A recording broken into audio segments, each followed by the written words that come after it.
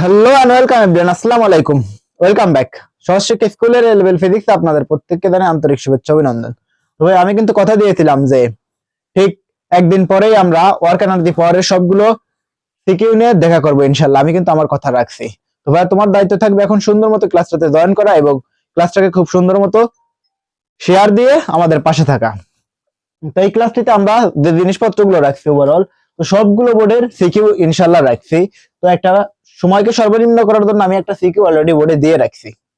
তো আল্লাহ সুবহানাহু তাআলা চাইলেই আমরা খুব সুন্দর মতো ধীর স্থির ভাবে সবগুলো সিকিউ আনসার করব ইনশাআল্লাহ। তো পুরো ক্লাসটা ধরে তোমাদেরকে আমি দেখতে চাই আমাদের ক্লাসে। পাশাপাশি ভাইয়া কে কোথায় থেকে আমাদের ক্লাসটিতে জয়েন করেছে এবং সকলে কেমন আছো, তুমি তোমার পজিটিভ রিভিউটা ইনশাআল্লাহ কমেন্টে লিখে জানিয়ে দাও ইনশাআল্লাহ। তো চলো আমরা আর কথা না বাড়িয়ে এগিয়ে যাবো আমরা আমাদের সামনে। তো ভাই এই যে ক্লাসটা যেভাবে সলভ করাবো ইনশাআল্লাহ, প্রত্যেকটা কোশ্চেন সলভ করাবো একদম হাই স্ট্যান্ডার্ড লেভেলে এবং প্রত্যেকটা কোশ্চেন খুব ধীর এবং স্থির ভাবে সলভ করাবো যাতে করে তুমি খুব সুন্দর মতো বুঝতে পারো। এবং প্রত্যেকটা সিকিউ সলভ করানোর জন্য এমন স্ট্যান্ডার্ড অ্যাপ্রোচ গুলো ব্যবহার করবো আমরা যাতে করে তুমি এই যে অ্যাপ্রোচটা পুরো ওয়ার্ল্ডের যে কোনো জায়গায় ব্যবহার করতে পারো। তো আমরা সেই ধারাবাহিকতা বজায় রেখে সবগুলো সিকিউ সলভ করাবো ইনশাআল্লাহ। তো আর কথা না বাড়িয়ে এগিয়ে যাবো আমরা আমাদের ফাইনাল লক্ষ্যে। তো দেখো তো বোর্ডে কিন্তু আমি একটা সিকিউ অলরেডি দিয়ে রাখছি। কোড বোর্ডে আসছে, এটা হচ্ছিল ময়মনসিংহ বোর্ড 2025। তো কোশ্চেন করতে আমাদেরকে কি বলছেন, তিনি একটা কোশ্চেন সেট করেছেন। দৃশ্যকল্প 1, একটি বস্তুকে 50 মিটার পার সেকেন্ড বেগে খাড়া উপরের দিকে নিক্ষেপ করা হলো। 50 মিটার পার সেকেন্ড বেগে একটা বস্তুকে খাড়া উপরের দিকে নিক্ষেপ করা হলো। দৃশ্যকল্প 2, তিনি আরো একটা স্টেটমেন্ট সেট করছেন। তিনি বলছেন যে দুইটি স্প্রিং ধ্রুবক বা স্প্রিং কনস্ট্যান্ট যথাক্রমে কে ইকুয়াল টু কত, K1 equal to 1,00,000 joule per metre এবং 50,000 জুল পার মিটার। স্প্রিং দুইটি বল প্রয়োগ করার সমান, স্প্রিং দুইটিতে সমান বল প্রয়োগ করা হয়েছে, বল প্রয়োগ করায় সমান শক্তি সংশ্লিষ্ট হলো। তো কোনো একটা স্প্রিং এ যদি আমরা বল প্রয়োগ করি অথবা টান দেই, তো ভিতরে কিছু পরিমাণ বল সংশ্লিষ্ট হয় বা জমা হয়, যাকে আমরা বলি হচ্ছিল বিভব শক্তি। এটাকেই বলা হচ্ছিল সংশ্লিষ্ট শক্তি বা বিভব শক্তি। কোশ্চেন নাম্বার গ, তিনি বলছেন যে দৃশ্যকল্প 1 অনুসারে বস্তুটির বিচরণ কাল নির্ণয় করো। বিচরণ কাল মানে হচ্ছিল এই যে বস্তুটাকে আমরা উপরের দিক ছুড়ে মারছি, ওই বস্তুটা কতটা সময় পরে গ্রাউন্ড ফ্রেমের উপরে পড়বে, তাই না? চলো ভাই আমরা খুব সুন্দর মতো গ নাম্বার কোশ্চেনটাকে আগে সলভ করার ট্রাই করি। চলো তো গ নাম্বার ম্যাথ কোশ্চেন করতে আমাদেরকে কি বলছেন, যে দেয়া আছে কোশ্চেনটা যেভাবে সলভ করতে হয়।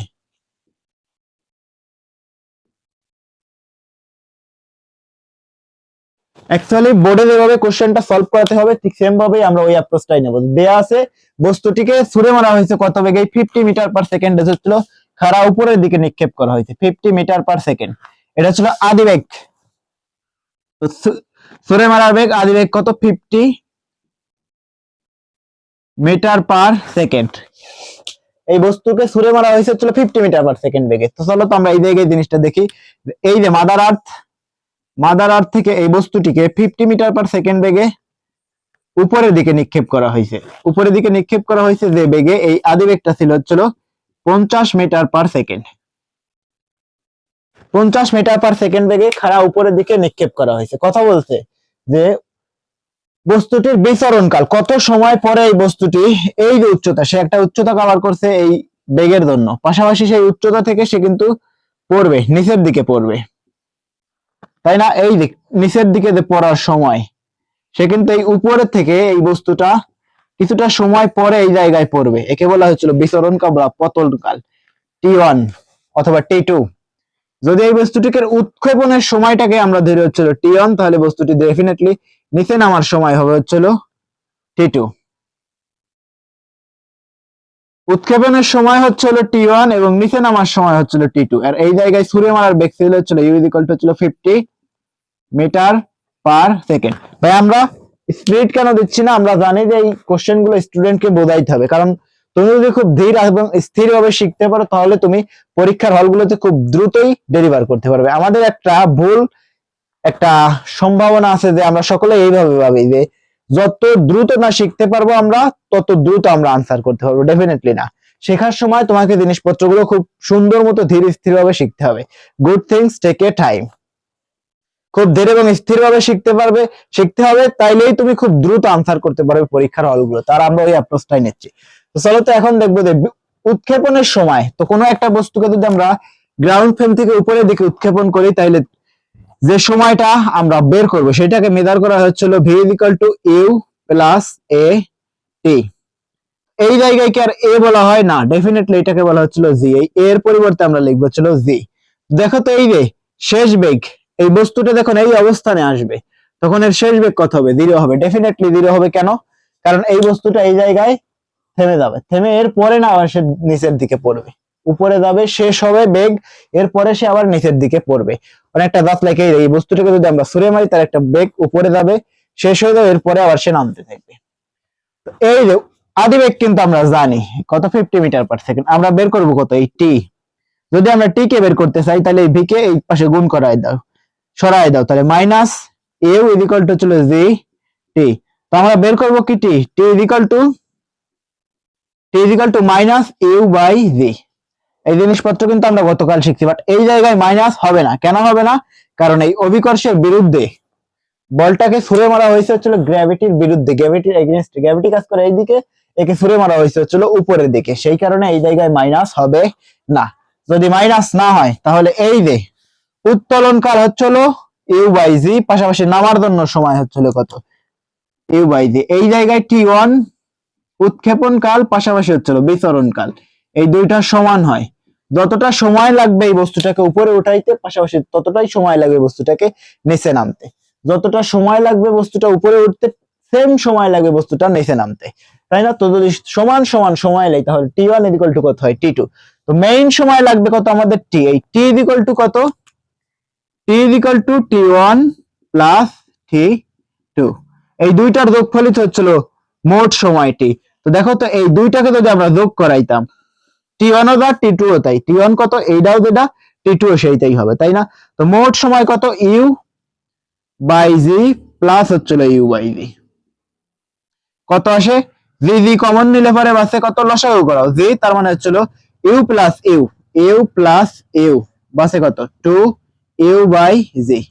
বাট আমাদের লাগবে কি? শুধু লাগবে হচ্ছিল, এটা হচ্ছিল মোট উৎক্ষেপণ এবং নামার সময়, ওঠার সময় এবং নামার সময়, মানে মোট ফ্লাইং টাইম। দরকার আমাদের কি? শুধু বিচরণ কাল। তো বিচরণ কাল যদি বের করতে চাই, তাহলে যে কোনো একটা নিলেই চলবে, হয় টি ওয়ান নিতে হবে অথবা টি টু নিতে হবে। কেন? কারণ দুইটাই তো সেম, টি ওয়ান এবং টি টু তো সেম।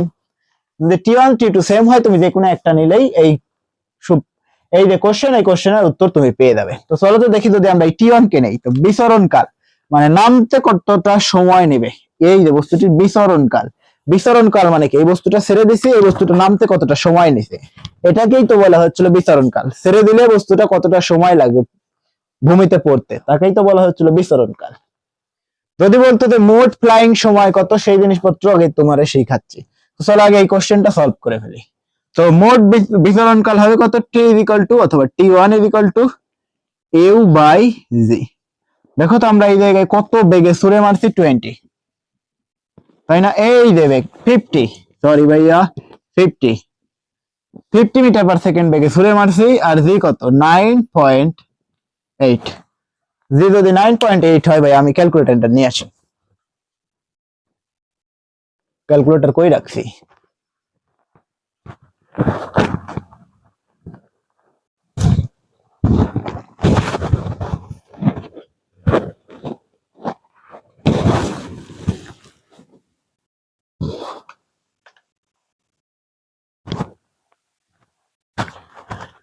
জি ইকুয়াল টু কত হয়? 9.8। তাহলে আমরা খুব সুন্দর মতো জিনিসটাকে সলভ করায় ফেলি। সলভ করাইলে কত হবে? ইউ বাই জি 50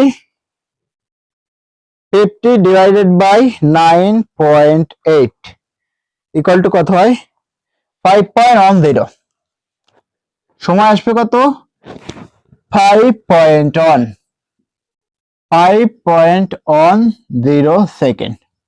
এই বস্তুর পতন কাল বা বিচরণ কাল, কতটা সময় বস্তুটা নেবে হচ্ছিল নামতে, এই আমরা পেয়ে যাবো হচ্ছিল বস্তুর বিচরণ কাল।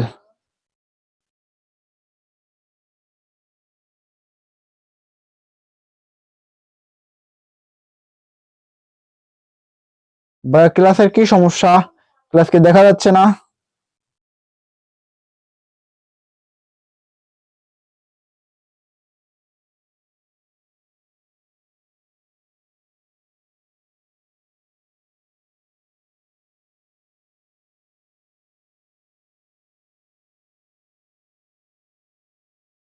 হুম, প্রপার সবকিছু ঠিকঠাক আছে।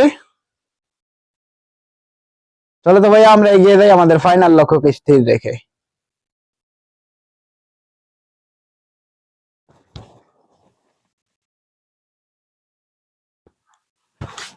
ওকে, তাহলে বস্তুটার পতনকাল কত, বস্তুটা কত সময় পরে নিচে পড়বে, সেই সময়টা হচ্ছিল 5.10 সেকেন্ড।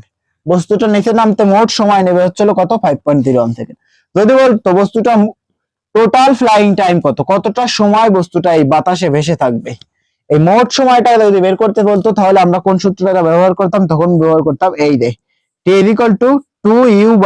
মোট সময় যদি আমরা বের করতে চাইতাম, মোট সময়, এই যেটা আমরা বের করছি এটাকে বলা হচ্ছিল বিচরণকাল। বিচরণকাল, বিচরণ বিচরণকাল টি ইজ ইকুয়াল টু u/g। এই সবগুলো ফর্মুলায় কিন্তু আমরা বসাইছিলাম কত, 50/9.8 ইজ ইকুয়াল টু কত হইতো, ফলাফল আসতে হচ্ছিল 5.10 সেকেন্ড। প্রপার বুঝতে পারছি এই বস্তুটা কতটা সময় পরে গ্রাউন্ড ফ্রেমে হিট করবে, সেই বিচরণকাল হচ্ছিল u/g, মানে হচ্ছিল 50/9.8। ফলাফল আসবে হচ্ছিল 5.10। এই জিনিসটা আমরা সবাই পারি। যদি বলতো মোট ফ্লাইং টাইম কত, বা মোট কতটা সময় সে ভেসে থাকতো, মোট ফ্লাইং টাইম,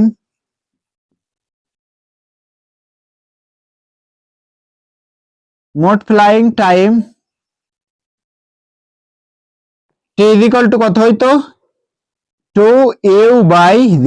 মোট কতটা সময় ভেসে থাকতো, তাহলে বলো তো আদিবেগ কত, 50, 2 ইন্টু 50 ডিভাইডেড বাই 9.8। তো মোট কতটা সময় সে বাতাসে ভেসে থাকতো যদি আমরা মোটটাকে বের করতে চাইতাম। টিচার অ্যাকচুয়ালি মোট চাই নাই, আমরা বের করে দেখতেছি আসলে কত হইতো। 50 ইন্টু 2 ডিভাইডেড বাই 9.8, 10.20। ফলাফল দেওয়া হইতো কত, 10.20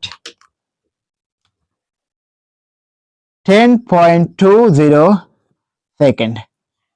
এই 10.20 সেকেন্ড হচ্ছিল মোট ফ্লাইং টাইম, আর এই 5.10 হচ্ছিল বিচরণকাল, পাশাপাশি 5.10 সেকেন্ড হচ্ছিল উৎক্ষেপণকাল।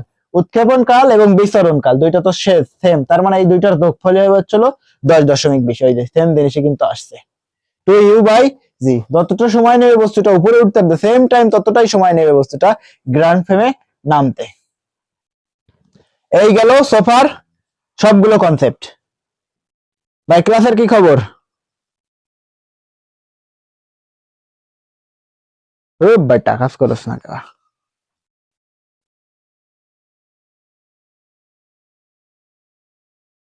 ওকে, সোফার বুঝছি। এই গেল প্রথমটা। যদি আমরা আরো একবার ওভারভিউ দেই যে কোন একটা বস্তু উপর থেকে পড়বে, কতটা সময় নেবে বিচরণকাল আমরা জানি, টি ইজ ইকুয়াল টু u/g। মোট ফ্লাইং টাইম যতটা সময় উঠতে নেয়, দ্য সেম টাইম ততটাই সময় নেয় হচ্ছিল নামতে। তাহলে মোট সময় কত হইতো, মোট ফ্লাইং টাইম উঠতে যতটা সময়, পাশাপাশি নামতে যতটা সময়। উঠতে নেয় হচ্ছিল 5.10 সেকেন্ড, নামতে নেয় হচ্ছিল 5.10 সেকেন্ড। তাহলে মোট হইতো কত, 10.20 সেকেন্ড। বাট এই জায়গায় টিচার কি চাইছেন, যে শুধুমাত্র তিনি চাইছেন যে হচ্ছিল বিচরণকাল কত, বিচরণকাল কত হবে, বিচরণকাল 5.10 সেকেন্ড অথবা 5.10 সেকেন্ড। এই সোফার আমরা বুঝতে পারছি এই জিনিসটা। চলো এবার আমরা এগিয়ে যাবো, পরবর্তী কোশ্চেন হচ্ছিল 2।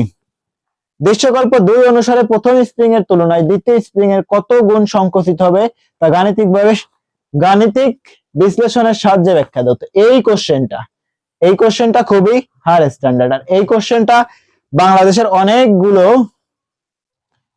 প্ল্যাটফর্মে আমি দেখলাম ওরা সলভ করাইছে বিভিন্ন বাদে হবে, কারণ ওরা জানেই না এই জিনিসপত্রগুলো কিভাবে সলভ করাইতে হয়। তাহলে আমরা একদম সব থেকে সুন্দর এবং আন্তর্জাতিক স্মার্ট অ্যাপ্রোচটাই নেব, যাতে করে আমরা খুব সহজেই বুঝতে পারি। এই কোশ্চেনটা অন্তত তোমার জানা উচিত, এবং এই কোশ্চেনটা ভেরি স্মার্ট। যে কোশ্চেন কর্তা এই কোশ্চেনটা সেট আপ করছেন তিনি খুবই চমৎকার একটা কোশ্চেন সেট করছেন। চলো তো ভাইয়া এই জায়গায় গড়টাকে মুছে ফেলছি আমরা, দেখে ফেলে আমরা হচ্ছিল ঘ নাম্বার ম্যাথ। তো ঘ নাম্বার ম্যাথটা খুবই সুন্দর। দেখো তো ভাইয়া যে দৃশ্যকল্প 2 অনুসারে দৃশ্যকল্প 2 কোনটা, এইটা যদি আমরা পড়ি যে দুইটি স্প্রিং এর স্প্রিং ধ্রুবক যথাক্রমে প্রথম স্প্রিং এর স্প্রিং ধ্রুবক কে ইকুয়াল টু কত 1,00,000 জুল পার মিটার স্কয়ার এবং দ্বিতীয় স্প্রিং এর স্প্রিং ধ্রুবক 50,000 joule per metre square. Spring দুটির বল প্রয়োগ করার সমান শক্তি, এই যে যেটা বলা হয়েছে সমান, দুইটাতেই সমপরিমাণ শক্তি সঞ্চিত হয়েছে। কথা হচ্ছে যে সঞ্চিত শক্তি কি, দেখো তো এই যে আমরা গতি শক্তির জিনিসপত্রগুলো কিন্তু আমরা শিখছি যে ইকে ইকুয়াল টু হচ্ছিল হাফ এম বি স্কয়ার, তাই না? এই যে স্প্রিং বল দ্বারা কৃত কাজ কি, স্প্রিং বল দ্বারা কৃত কাজ হাফ কে এক্স স্কয়ার, তাই না? এই যে W equal to half K X square. আর এই ক্ষেত্রে কি আসে, K equal to half M B square, but এই জায়গায় শুধু এম থাকে আর এই জায়গায় কি থাকে, কে থাকে, তাই না? এম এবং কে। বাট এই যে কেসটা, এই কেসটায় দেখো তো কি হয়েছে যে হাফ কে এক্স স্কয়ার, এই যে কে এর মান দিয়ে রাখছেন টিচার, কে এর মান দিয়ে রাখছেন টিচার। এই জায়গায় দেখো তো কে এর সাথে এক্স এর সম্পর্ক কি, কে এর সাথে এক্স এর সম্পর্ক যদি আমরা বের করতে চাই, কে এক্স প্রপোর্শনাল 1/x স্কয়ার। যদি এই যে সঞ্চিত শক্তি কি, সঞ্চিত শক্তি তো এই যে ডাব্লিউ বিভব শক্তি কিছু কাজের সমান, তো এই বিভবটাই যদি কনস্ট্যান্ট হয় মানে যদি সমান হয়, যদি সমান মানে কি এই যে ইপি, এই জিনিসটা তুমি একবার বোঝো বিষয়টা, বিভব শক্তি কৃত কাজের সমান ইপি ইকুয়াল টু হচ্ছিল ডাব্লিউ, আর এই ডাব্লিউ ইকুয়াল টু কত হাফ কে এক্স স্কয়ার। তো এই যে বিভব শক্তি কি কনস্ট্যান্ট না ধ্রুবক না?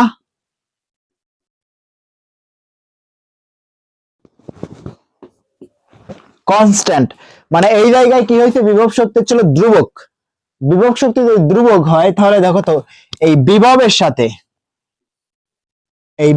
সাথে এই এক্স এর সম্পর্ক কি, এক্স এর সম্পর্ক কি সমানুপাতিক, পাশাপাশি এই জায়গায় কে এর সাথে এক্স এর সম্পর্ক কি বর্গমূলের ব্যস্ত আনুপাতিক। তো এই জায়গায় স্প্রিং কনস্ট্যান্টের মান দিয়ে রাখছেন, যদি এই যে ডাব্লিউ এর মান যদি কনস্ট্যান্ট হয় তাহলে এই স্প্রিং এর সাথে এই কে এর সম্পর্ক হচ্ছিল ব্যস্ত আনুপাতিক। যদি ব্যস্ত আনুপাতিক সম্পর্ক হয় তাহলে আমরা কি লিখতে পারি, k1 divided by k2 equal to কি, এই সমীকরণ বের করা খুবই সোজা। যদি সমানুপাতিক ব্যস্ত আনুপাতিক সম্পর্ক হয় তাহলে k1 ডিভাইডেড বাই k2 এটাকে ঘুরায় দিতে হবে, তার মানে হচ্ছিল x2 ডিভাইডেড বাই x1 এর উপরে হোল স্কয়ার করো।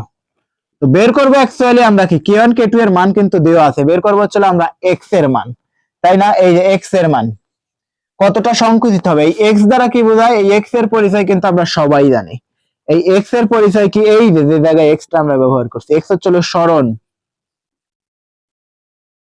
তো স্প্রিং এর ক্ষেত্রে এটা স্প্রিং এর সরণ কি, স্প্রিং এর সরণ কতটা সংকুচিত হয় অথবা কতটা প্রসারিত হয়, এইটাই তো স্প্রিং এর সরণ। তো সেইটাই তো আমরা বের করব। যদি x1 এবং x2 এই জিনিসটাকে একটু ভালো করে লিখি, x2 এর square divided by x1 square. তো যদি তুমি এই স্কয়ারটাকে এই পাশে নিয়ে আসো তাইলে তো সেটা একবারে হোল স্কয়ার করে দাও, হোল স্কয়ার। তো এই হোল স্কয়ারটাকে যদি সমীকরণে এই পাশে পাঠাই দাও তাহলে সেটা কি হয়, বর্গ হয়ে যায়। তার মানে হচ্ছিল x2 ডিভাইডেড বাই হচ্ছিল x1 ইকুয়াল টু হচ্ছিল root over of k1 divided by k2। তো বের করব আমরা কি k2, তো যদি k2 কে বের করতে চাই তাহলে k1 দ্বারা ওই পাশে গুণ করা হয় দাও, তার মানে হচ্ছিল x2 ইকুয়াল টু হচ্ছিল root over of k1 divided by k2, k1 divided by k2 into হচ্ছিল x1, k1 divided by k2 into হচ্ছিল x1। দেখো তো এই k1 এবং k2 এর ভ্যালু গুলো কি হয়েছে, k1 এবং k2 এই জায়গায় থেকে যদি তুমি বেটার অবজার্ভ করতে পারো তোমার এই মানগুলো বসাইতেই হবে না, তাই না ভাইয়া? তো k1 কত 1,00,000 আর k2 কত 50,000, তার মানে কত হয়েছে 1,00,000 এর অর্ধেক কত 50,000, তার মানে হচ্ছে k1 ইকুয়াল টু হচ্ছিল 1 by k2, k1 equal to হচ্ছিল k2 বাই 2। এই 1,00,000 এর অর্ধেকই হচ্ছিল কত k2, মানে 50,000। যদি এইটা হয়তো 10, তাহলে কে2 হইতো কত 5। সেম জিনিসই হয়েছে না, দেখো তো এইটা হয়েছে 1,000, 1 লাখ, এটা হইতো কত 50,000, সেম হয়েছে, অর্ধেক অর্ধেক হয়েছে। তার মানে এই জায়গায় কে1 ইকুয়াল টু হচ্ছিল হাফ অফ কে2। এই জায়গা থেকে কি সিদ্ধান্ত নেওয়া যায়, কে1 ইকুয়াল টু হাফ অফ কে2। তো তুমি ওই জায়গায় বসাও কে1 ইকুয়াল টু কত হবে, এই যে কে1 ইকুয়াল টু কত হবে 1/k2। কে1 বসায় দাও মানগুলো, কে1 ইকুয়াল টু কত হবে, কে1 এর মান যদি তুমি কে1 ই বসাও, কে1 ই বসাও, আর কে2 ইকুয়াল টু কত হবে, কে2 কে2 ইকুয়াল টু হচ্ছিল 1/k, ও বেটা 1/k1, কে2 ইকুয়াল টু হচ্ছিল 1/2 ইন্টু কে1, মানে হচ্ছিল কে2 হচ্ছিল কে1 এর অর্ধেক। তো যদি তুমি কে2 এর মান বসাও, কে1 কে1 ই, আর কে2 হচ্ছিল 1/2 ইন্টু হচ্ছিল কে1, তাই না? তো যদি তুমি এই জায়গায় থেকে কে1 কে1 কেটে দিতে পারো, তাই না? যদি তোমারে আমি এই জিনিসটাকে আরো একটা লাইন করে দেখাই, তাইলে কি হইতো দেখো তো, কে1 ইন্টু হচ্ছিল কে1 ইন্টু হচ্ছিল এই দুইটাকে তুমি ঘুরায় দিতা, রিভার্স করতা, 2/k1, তার মানে এই 2k1 আর এই k1 কেটে যাইতো, তাই না? তার মানে কত হইতো √2। এই জায়গায় কিন্তু এই যে x1 কিন্তু আছেই, x1, তার মানে কত হইতো √2 ইন্টু x1, এইটা হচ্ছিল কত x2, তার মানে কত গুণ হবে, √2 গুণ হবে, √2 গুণ হবে।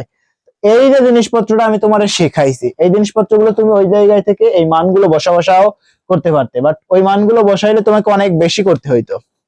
পাশাপাশি যদি তুমি বেটার থিঙ্কিং না করতে এই জিনিসটা, তাহলে এই ম্যাথটা করা তোমার জন্য অনেক বেশি ডিফিকাল্ট হইতো, তাই না? এই ম্যাথটা কি খুব একটা সহজ ছিল? ডেফিনেটলি কিন্তু সহজ ছিল না। আমরা বর্তমানে জানি যে কোশ্চেনের স্ট্যান্ডার্ড অনেক বেশি হাই। তো ভাই দেখছো তোমাকে কোন ভাবে ম্যাথ গুলো করতে হবে, অনেক বেশি হায়ার স্ট্যান্ডার্ড জিনিসপত্র তোমাকে শিখতে হবে। যদি তুমি ওই পূর্বের মতো ফাঁকিবাজি করে, ওই এবার কারা শুধুমাত্র এ প্লাস পাবে, যারা ভালো পড়াশোনা করবে। পাশাপাশি যারা পাস করতে চায় তাদেরকেও ভালো পড়াশোনা করতে হবে, কারণ পূর্বের মতো আর বাংলাদেশের অবস্থা নাই। পূর্বে কিন্তু তুমি জানোই সবকিছু। তো এখন জিনিসপত্রগুলো কি হয়েছে, এখন জিনিসপত্রগুলো অনেক বেশি হার্ড করার চেষ্টা হয়েছে।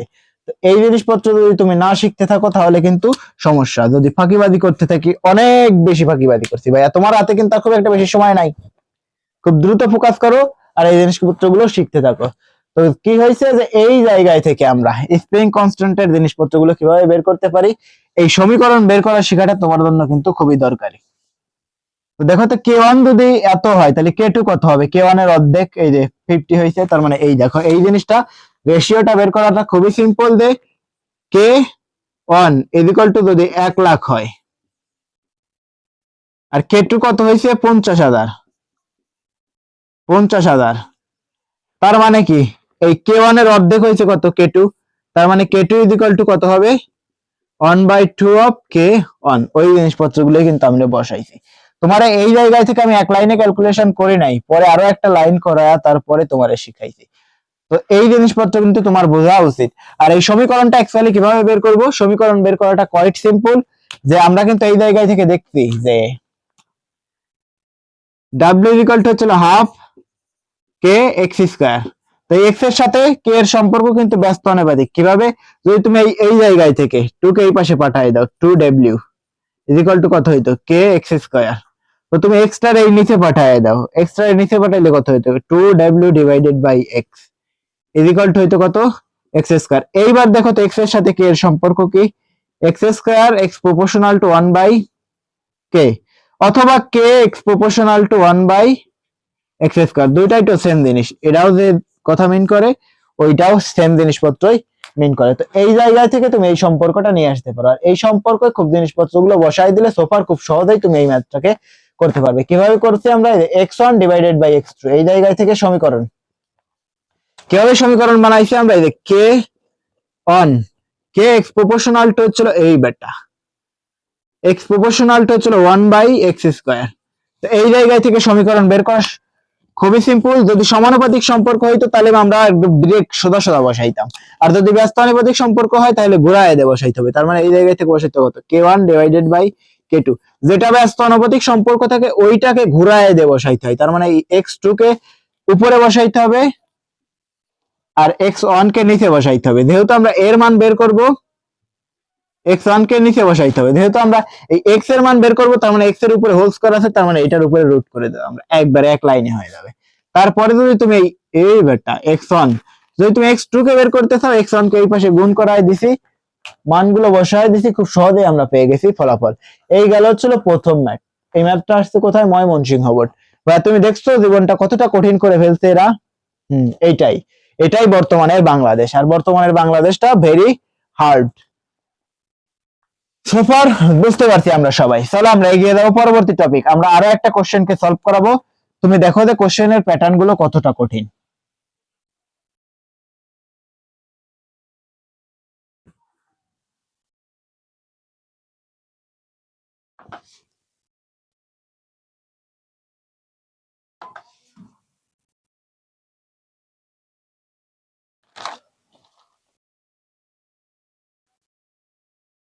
ওকে ভাইয়া, বুঝতে পারছি। চলো এবার আমরা পরবর্তী ম্যাথ দেখবো, হচ্ছিল দিনাজপুর বোর্ড। দিনাজপুর বোর্ড এই ম্যাথটা যথেষ্ট সুন্দর কোশ্চেন করছে যে 2.5 কিলোওয়াটের একটি বৈদ্যুতিক মোটর, 2.5 কিলোওয়াট কিলোওয়াট এর একটি বৈদ্যুতিক মোটর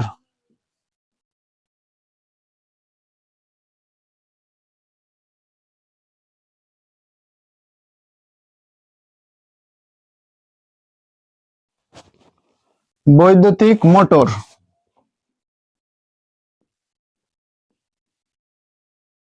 বৈদ্যুতিক মোটর কি করছে? বৈদ্যুতিক মোটর 12 কেজি ভরের একটি বস্তুকে 12 কেজি ভরের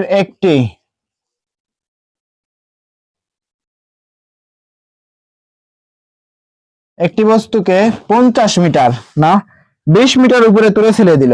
20 মিটার 20 মিটার উপরে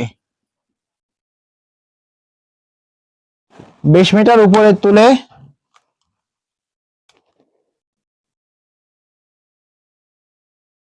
উপরে তুলে ছেড়ে দিল।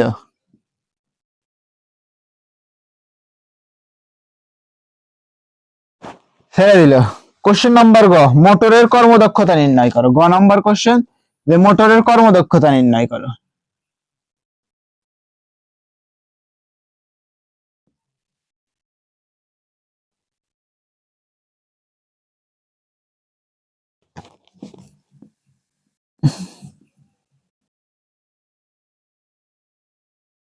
মোটরের কর্মদক্ষতা নির্ণয় করো। তো মোটরের কর্মদক্ষতা নির্ণয় করা কোয়াইট সিম্পল।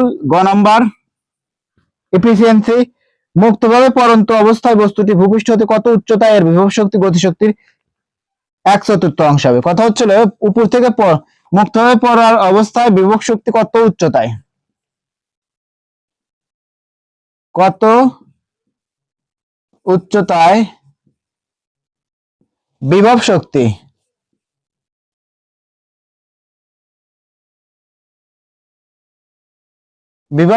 গতিশক্তির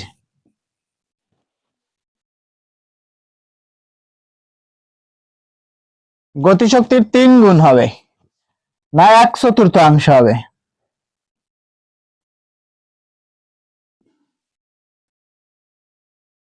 এক চতুর্থাংশ হবে। চমৎকার, খুবই চমৎকার কোশ্চেন যে কত উচ্চতায় বিভব শক্তি গতিশক্তির 1/4 হবে।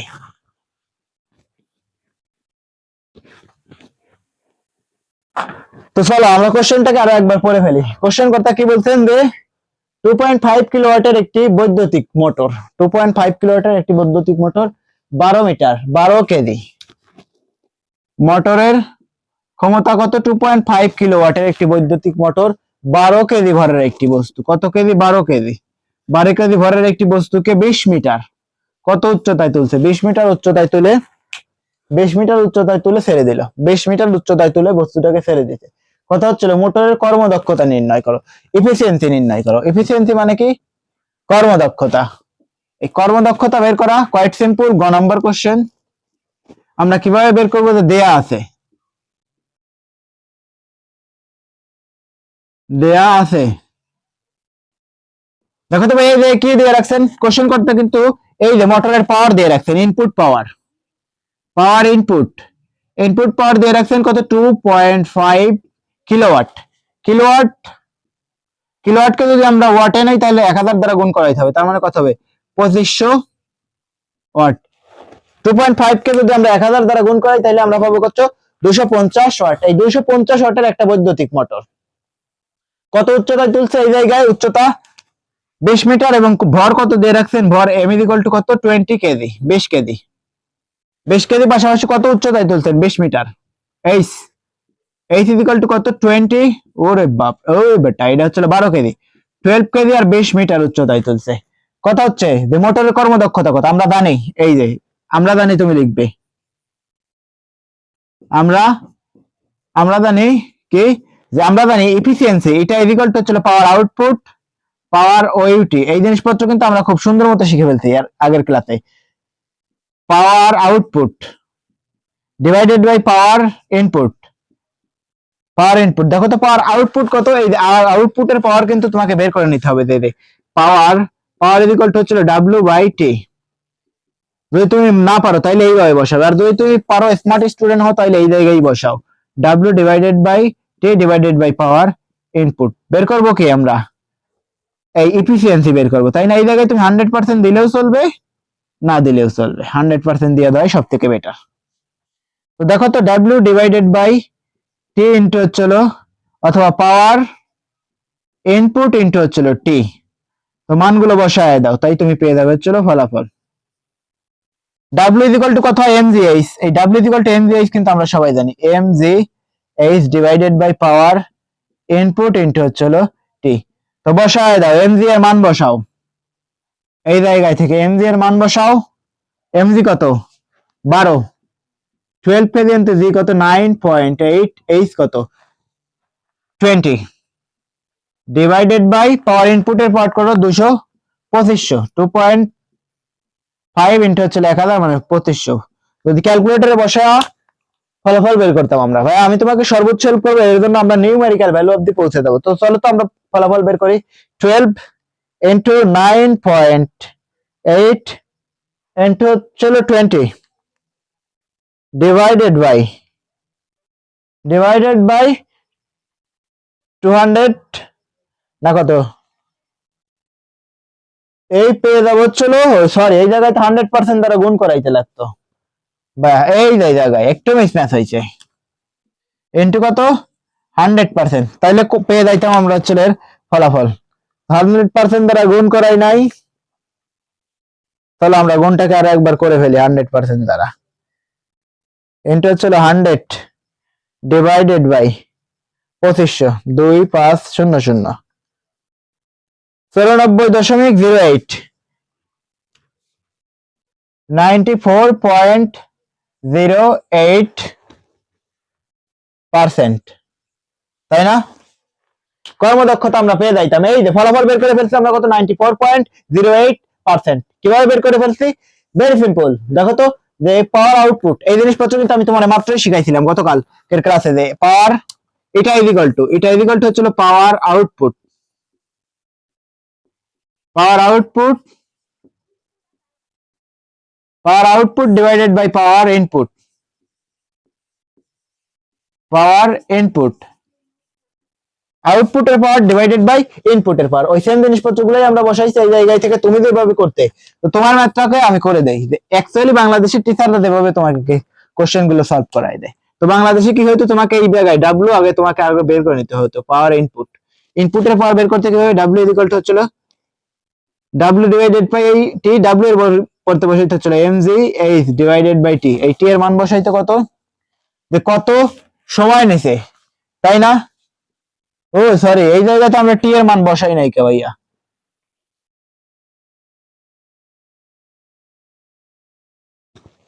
কত সময়,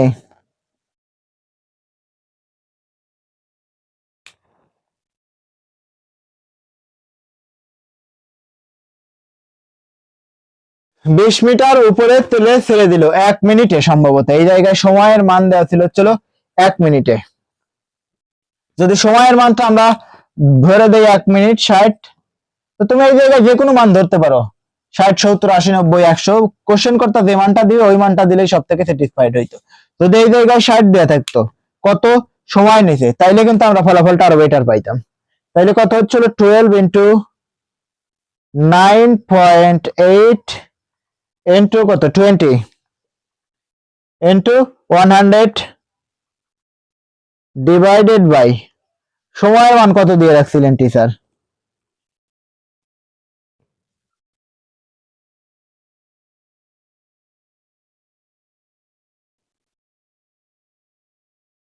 ও সরি ভাই, এই কোশ্চেনে সময়ের মান অলরেডি নাইকা। তাই সময়ের মান যদি তুমি না পাও, তাইলে তো এই ফলাফল পর্যন্ত যাওয়াই কঠিন। তো তোমাকে ফলাফলটা বের করতে হইতো কত, এই জায়গায় টি আসতো। তো তুমি যে ফলাফলটা পাইতা এইটাই পর্যন্তই তোমার শেষ, এর পর্যন্ত তুমি এরপরে আর তুমি ক্যালকুলেশন করতে পারো না, কারণ এই জায়গায় সময়ের মান দেয়া নাই। তো তুমি কত পাইতা 12 ইন্টু 9.8 ইন্টু 20 ইন্টু কত 100 ডিভাইডেড বাই এই যে 2500 ইন্টু হচ্ছিল কত টি। এইভাবেই ফলাফলটা থাকতো। বাট তুমি যদি এই টি এর মান ধরে নিতে, যদি টি এর মান ধরে নিতে এক সেকেন্ড অথবা 1 মিনিট, যদি তুমি 1 মিনিট ধরতে 1 মিনিট, তাইলে এই জায়গায় সময় বসাইতে হতো তোমাকে কত 60 সেকেন্ড। অথবা তুমি 1 সেকেন্ড ধরে নিতে পারতো, 1 সেকেন্ড অথবা 2 সেকেন্ড, তোমার মন খুশি। তো অ্যাকচুয়ালি কোশ্চেন করতে এই জায়গায় কোশ্চেন ভুল করতেন। তিনি যখন কোশ্চেনটা সেট করেন তখন সময়টাকে লিখতে ভুলে গেছেন। না, ভুল হতেই পারে ডেফিনেটলি, তিনি অনেক বেশি কিছু জানেন আমাদের থেকে। তো তিনি যেহেতু ভুল করছেন, এই জায়গায় আমাদের কোনো কিছু করার নাই।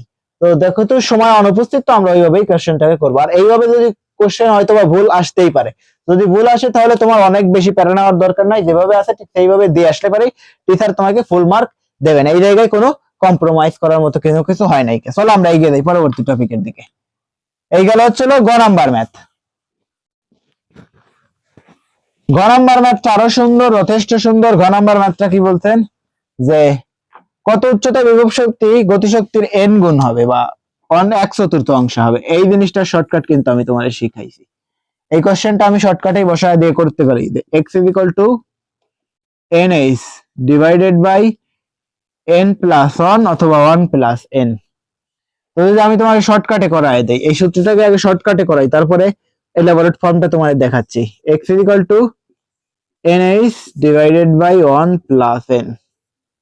তো বসাও n কত 1/4, 1/4 মানে 1/4 ইন্টু h ডিভাইডেড বাই কত 1 প্লাস n এর মান কত 1/4।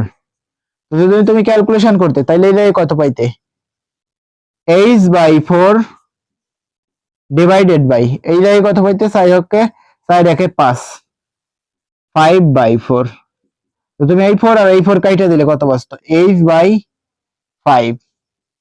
h এর মান কত, h এর মান এই জায়গায় দেয়া আছে কত উচ্চতা, এই যে 20 মিটার উচ্চতায়। h এর মান কত 20, 20 ডিভাইডেড বাই 5 ইকুয়াল টু আসছে কত 4 মিটার। এই পাওয়া যাইতে আনসার 4 মিটার উচ্চতায় এত গুণ হবে। বাট এই জিনিসটা কিভাবে আসছে, এটা কি আকাশ থেকে পড়ছে? ডেফিনেটলি আকাশ থেকে পড়ে নাই। চলো আমি তোমাকে এই শর্টকাট ফর্মুলার একটি এলিভেটেড ফর্মুলাটা তোমাকে শেখাই। তো এই জিনিসটা কিভাবে হয়, তো লেটস আমরা ধরবো যে n গুণ হবে বিভব শক্তি h উচ্চতায় n গুণ হবে। তার মানে এই জায়গায় বিভব শক্তি কত, এই যে এইভাবে বসাইতে হবে তোমাকে। EP বিভব শক্তি h উচ্চতায় n গুণ হবে n of e k, গতিশক্তির n গুণ হবে। তো EP ইকুয়াল টু কি আমরা জানি m g h, আর n ইকুয়াল টু কত, n টাকে n ই রাখবো আমরা। কত গুণ হবে, ওই যে 1/4 হবে, 2 গুণ হবে, 3 গুণ হবে, 1/4 হবে, অথবা যে কোনো কিছু হতে পারে। তো ওইটাকে তুমি এই জায়গায় বসাবে। আর এই k ইকুয়াল টু কত, half m b square, half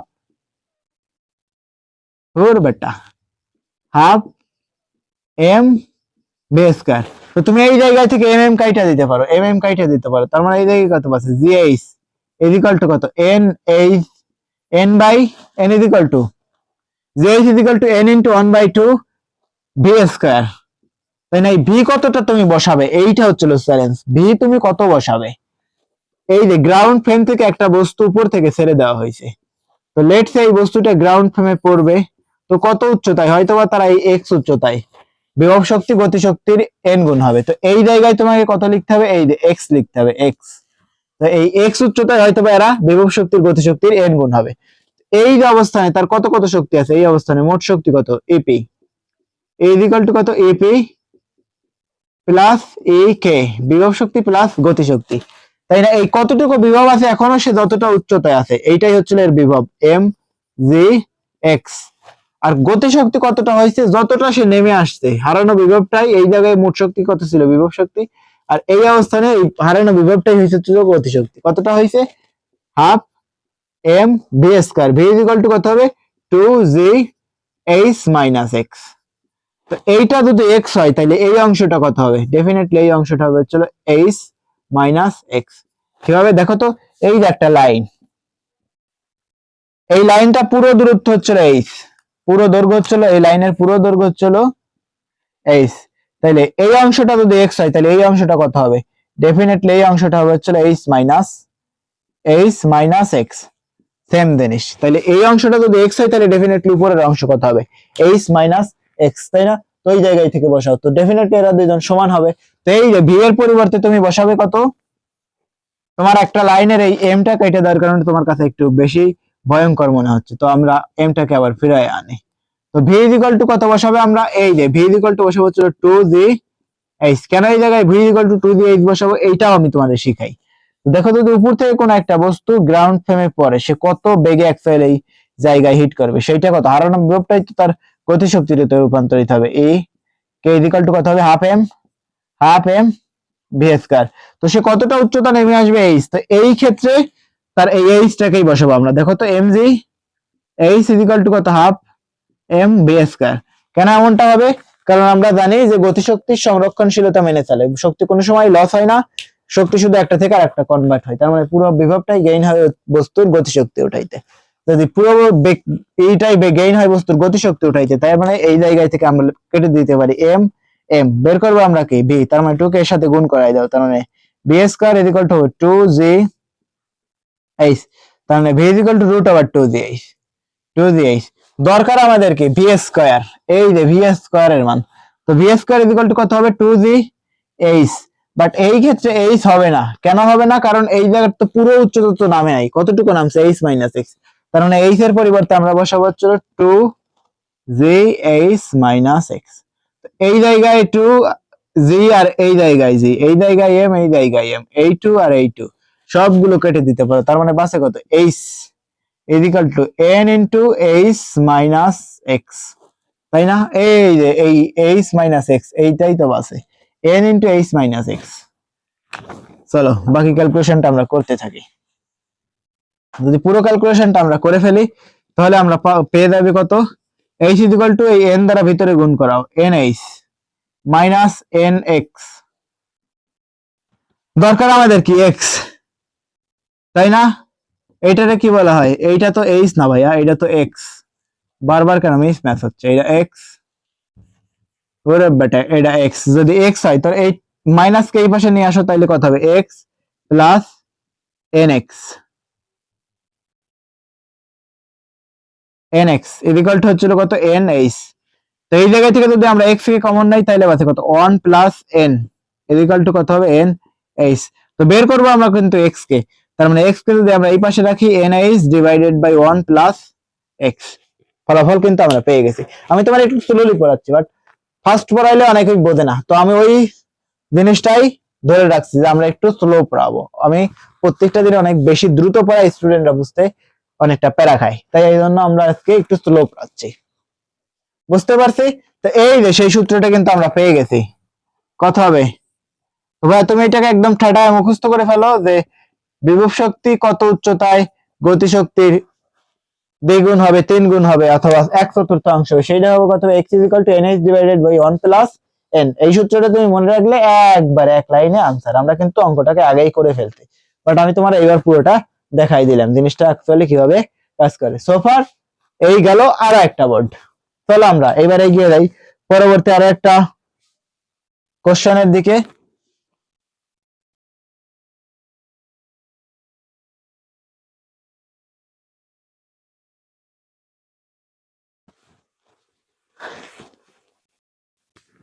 পরবর্তী কোশ্চেনটা থাকবে হচ্ছিল খুব সুন্দর একটা বোর্ড, বাংলাদেশের বিখ্যাত বোর্ড যার নাম ঢাকা বোর্ড। ঢাকা বোর্ড মানে ইজি কোশ্চেন হবে। ঢাকা বোর্ডের কোশ্চেন গুলো খুব সুন্দর হয়, মানে সহজ সহজ হয়, স্টুডেন্টদের জন্য খুব ইজি হয় ঢাকা বোর্ডের স্টুডেন্টদের জন্য। এইবার কোশ্চেনটা হচ্ছিল ঢাকা বোর্ড, ঢাকা বোর্ড 2025। তো চলো তো ভাইয়া আমরা জিনিসপত্রগুলোকে দেখে ফেলি কিভাবে কাজ করবে। ঢাকা বোর্ড কোশ্চেন করতে কি বলছেন, যে একটা বস্তু উপর থেকে ফেলে দিয়েছেন, এই যে একটা বস্তু, ওই বস্তুটাকে উপর থেকে ফেলে দিয়েছেন। ও আর একটু নিচে নামাই আমরা জিনিসটাকে, হ্যাঁ হয়েছে। এইবার কথা হচ্ছে যে এই বস্তুটা যখন ভূমিতে পড়বে, কলমের কালি ছাড়ে না বা,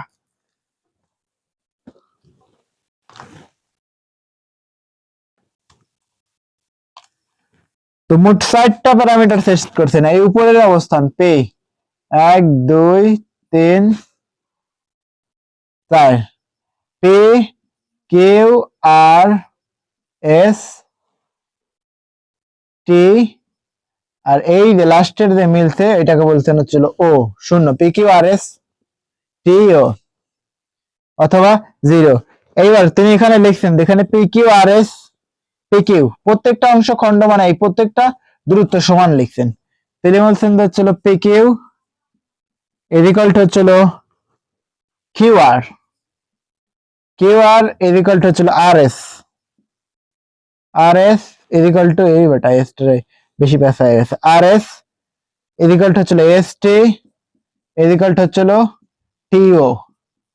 এই সবগুলো সমান 1 2 3 4 5 সবগুলো সমান। এই পুরো উচ্চতাটা তিনি দিয়ে রাখছেন, পুরো উচ্চতা কত 100 মিটার, 100 মিটার।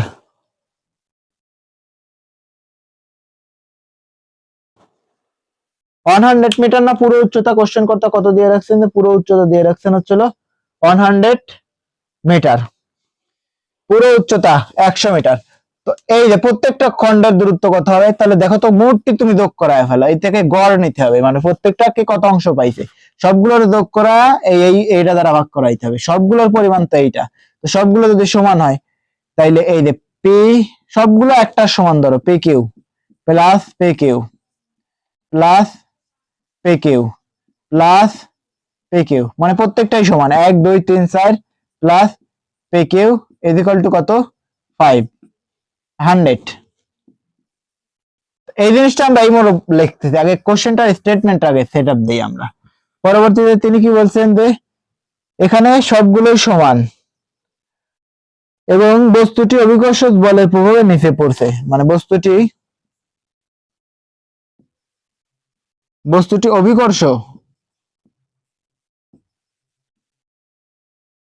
অভিকর্ষ বলের প্রভাবে নিচে পড়ছে।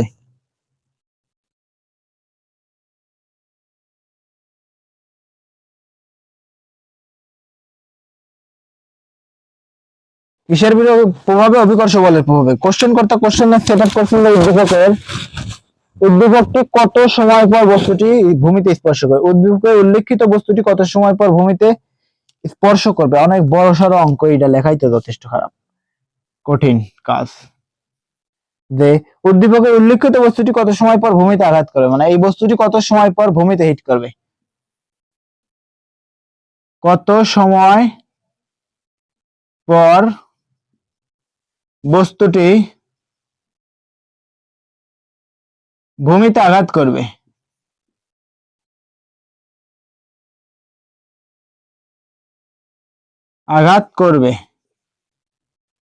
তাই না? এবার ঘ নম্বরে তিনি কি বলছেন, যে আর এবং টি বিন্দুতে শক্তির সংরক্ষণশীলতা, এই যে আর বিন্দু এবং এই যে টি বিন্দু, আর এবং টি বিন্দুতে শক্তির সংরক্ষণশীলতা মেনে চলবে কিনা। আর এবং টি বিন্দুতে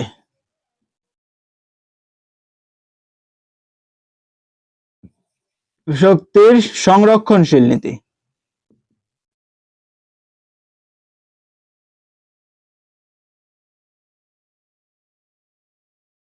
নীতি মেনে চলবে কি না, গাণিতিক ভাবে যাচাই করো। তাই না ভাইয়া? এই নীতিনীতি কিন্তু মেনে চলবে,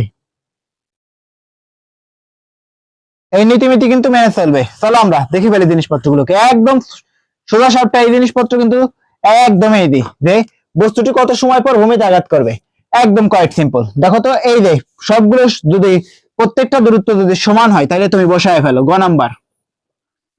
গ নাম্বার কি প্রত্যেকটা দূরত্ব যদি সমান হয় তাহলে প্রত্যেকটার সমান, দেখুন একটা ধরো সবগুলোর সমান, তার মানে p q plus p q plus p q plus p q plus p q equal to কত 100।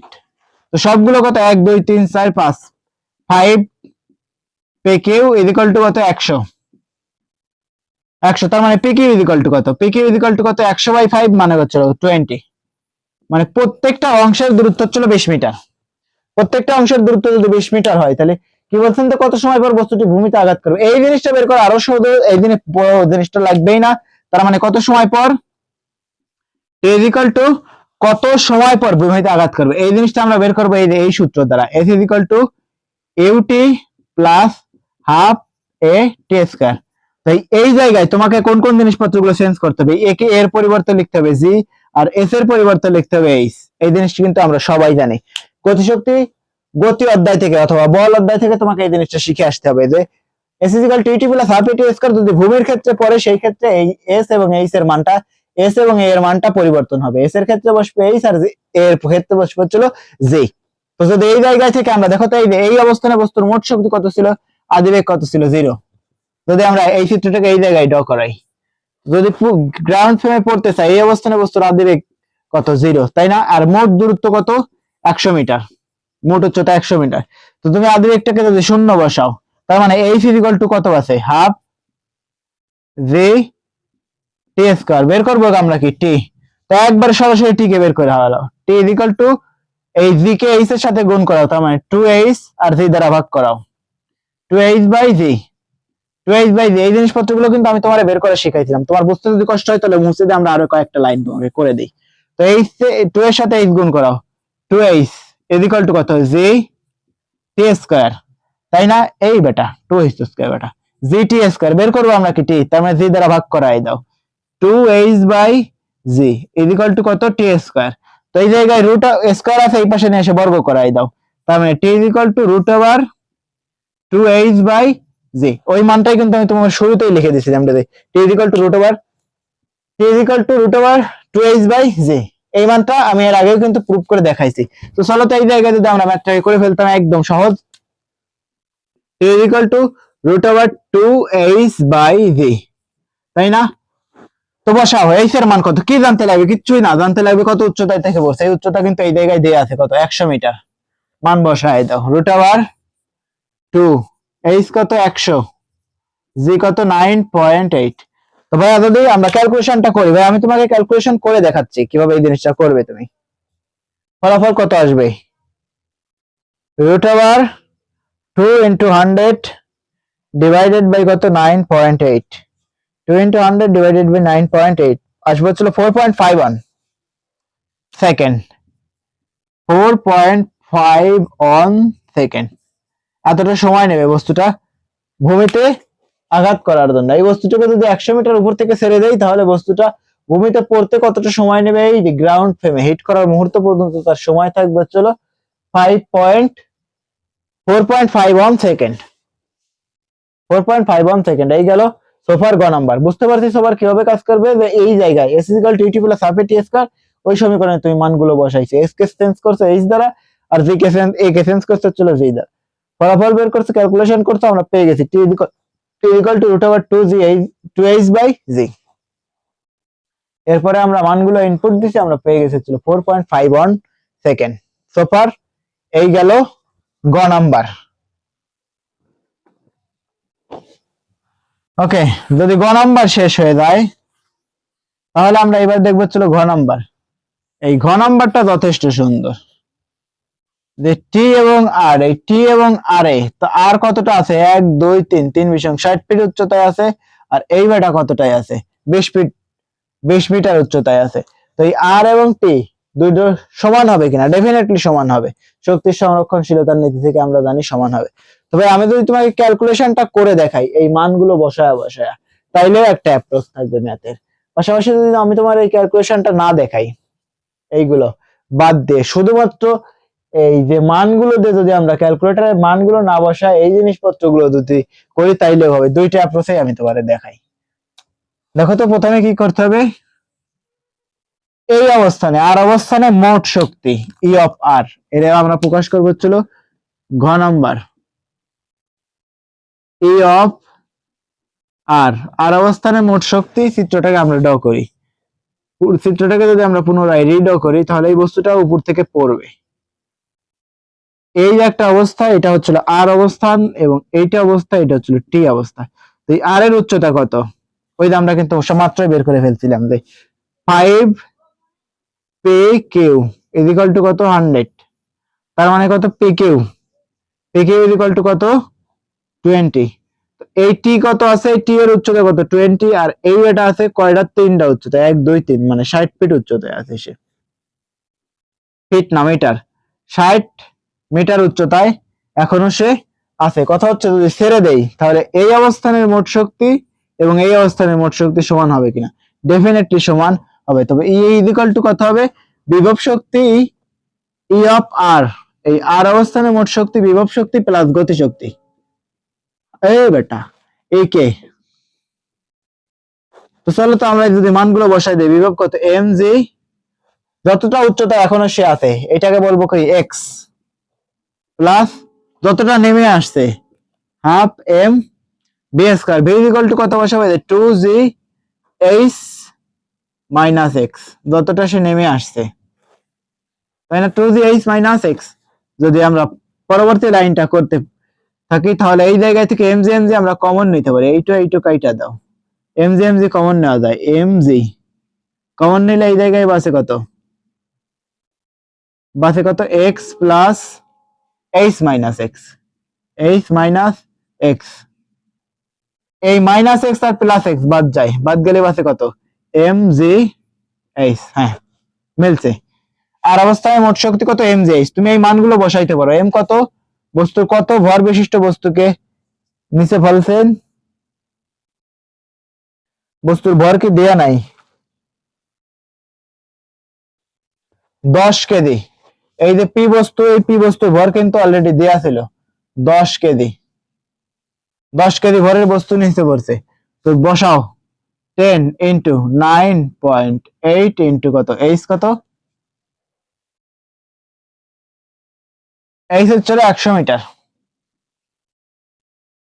এই গেল ই অফ আর, আর অবস্থানে মোট শক্তি। এবার টি অবস্থানে মোট শক্তি হচ্ছে ই অফ টি, তার মানে ওই দুইটাই থাকবে, বিভব শক্তি প্লাস গতি শক্তি, বিভব শক্তি প্লাস গতি শক্তি। বিভব কত হবে এমজি, যতটা উচ্চতায় আছে, কতটা আছে এইবার হচ্ছে এক্স প্রাইম, প্রথমটা ওকে ধরছি আমরা এক্স উচ্চতায়, এইবারটা আছে হচ্ছে হয়তো এক্স প্রাইম উচ্চতায়, ধরে নিচ্ছি আমরা X prime, plus half M V square. তো এই ভি ইকুয়াল টু আমরা কেন ওই জিনিসটা বসাচ্ছি, আমরা কিন্তু মাত্রই তোমাদের শিখাইছি V equal to 2g H, আর এই জায়গায় এইচ কেন বসাচ্ছি না, যতটা নেমে আসছে, যতটা বিভব হারাইছে সে, ওই পুরো বিভবটাই তো গেইন করতে বস্তুর গতি শক্তি ওটাইতে, তো এই জায়গায় হারানো বিভবটার পরিমাণটাই আমরা লিখতেছি এইচ মাইনাস এক্স প্রাইম। কেন এই যে এক্স প্রাইম, কারণ এই বস্তুটা এখন কোন অবস্থানে আছে, এক্স প্রাইম উচ্চতায় আছে, এই কারণে আমরা এই জায়গায় এক্স প্রাইমটাকেই বসাইছি। বস্তুটি এখন আছে হচ্ছে এক্স প্রাইম উচ্চতায়, এই কারণেই আমরা এখন বসাইছি হচ্ছে এক্স প্রাইম।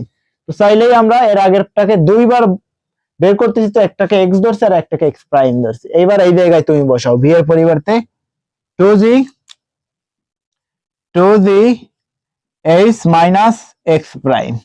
তো বসাও এই জায়গায় থেকে এমজি এমজি কমন নাও, এমজি যদি কমন নাও তাইলে বাসে কত, দেখো তো এক্স প্রাইম প্লাস এই জায়গায় থেকে বাসে কত, এই 2 আর এই 2 কাটা, এমজি তো অলরেডি কমনই নিয়েছি আমরা, তার মানে এইচ মাইনাস এক্স, এর আবার সেকেন্ড ব্র্যাকেট, তার মানে এই X prime minus X prime আর প্লাস এক্স প্রাইম বাদ, তার মানে বাসে কত এম জি এইচ।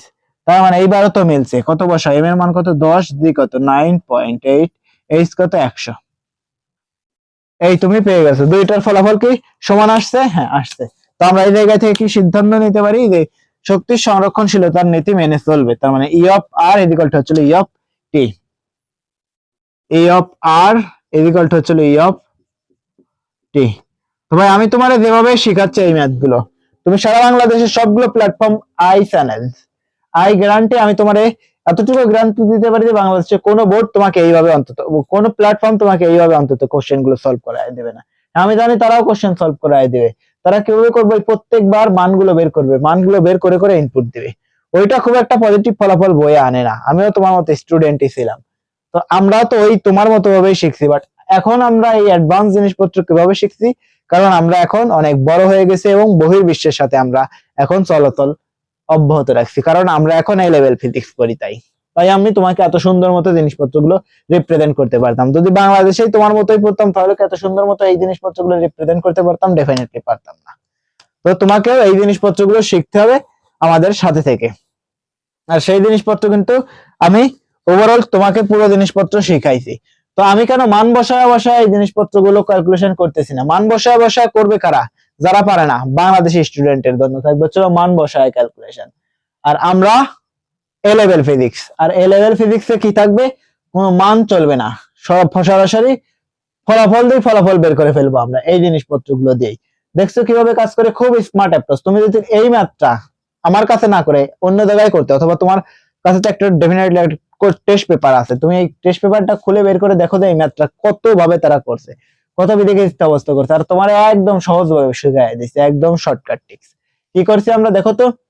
আর অবস্থানে মোট শক্তি কত হয়? মোট শক্তি হচ্ছে বিভব শক্তি প্লাস গতি শক্তি। তো বিভব কত? যতটা উচ্চতায় সে এখনো আছে, কতটা ধরে নিছি আমরা, এক্স উচ্চতায় সে আছে, এখনো সে উচ্চতায় কতটা আছে? এক্স উচ্চতায়। এই যে উচ্চতাটা, এই উচ্চতা হচ্ছিল এক্স। আর সে কতটা নেমে আসছে? পুরো উচ্চতা কত? এইচ। এই যে পুরো উচ্চতা সে কভার করছে, এই পুরো উচ্চতা হচ্ছিল এইচ। তার মানে এই অংশ কত? নিচের অংশ যদি এক্স হয়, তার মানে এই অংশ হচ্ছিল এইচ মাইনাস এক্স। এই সব কিছু কিন্তু প্রমাণ করে তোমার দেখাইছে, এইচ মাইনাস এক্স। যদি এইচ মাইনাস এক্স হয়, তাহলে এই ভি ইকুয়াল টু কত হয়? Root over 2g H. তার মানে ভি স্কয়ার ইকুয়াল টু কত হয়? 2g H. তো এইচ ইকুয়াল টু যতটা নেমে আসছে পুরো ওয়েভটাই গেইন করছে ছিল বস্তুর গতিশক্তি উঠাইতে। আমরা জানি তো শক্তির সংরক্ষণশীলতার নীতি থেকে দেখ, শক্তি কখনো লস হয় না, শক্তি একটা থেকে আরেকটায় কনভার্ট হয়। তো সবগুলো বসায় দিছি আমরা, ফলাফল পেয়ে গেছি। এই জায়গা থেকে 2 কেটে দিছি, এমজি কমন নিছি, তার মানে বাসে কত? X plus H minus x, plus x minus x বাদ গেলে বাসে কত? M G H.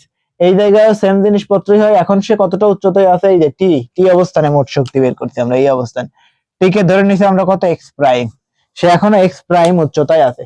যদি সে এক্স প্রাইম উচ্চতায় থাকে, তাহলে এমজি এক্স প্রাইম প্লাস এইটাই তো তার বিভব, যতটা উচ্চতায় থাকে সেইটাকেই তো বিভব হিসাব করা হয়, MG X prime plus half M BS করে। এই বিএস করে দ্বারা আমরা বসে গেছি 2g H minus X prime. মানে সে যতটা নেমে আসছে পুরো বিভবটাই গেইন করছে ছিল গতিশক্তি উঠাইতে। তার মানে সে নামে আসছে কত? H minus X prime. বসায় দিছে এইচ মাইনাস এক্স প্রাইম। ওই যে ক্যালকুলেশন করছি আমরা, এই যে এমজি কমন নিছি, x plus H minus X prime, x prime plus X prime minus X prime vanish, বাসে কত? M G H. তার মানে এই অবস্থানে মোট শক্তি আর এই অবস্থানে মোট শক্তি সমান। তার মানে এই জায়গায় কি? M G H equal to M G H. M G H equal to কত? M G H. সমান হয়েছে না ভাইয়া? যথেষ্ট সুন্দর। আর তোমার সাথে দেখা হচ্ছে এ লেভেল ফিজিক্সে। I am a student of A level physics in Ukraine. তো শেষ সোফার এই গেল ঢাকা বোর্ড। যদি আমরা পরবর্তী আরো একটা কোশ্চেন দেখি, তুমি দেখবে এগুলো কোন লেভেলের কোশ্চেন সলভ হচ্ছে, তা তোমার বাংলাদেশের কোনো প্ল্যাটফর্মে নাই, আই গ্যারান্টি।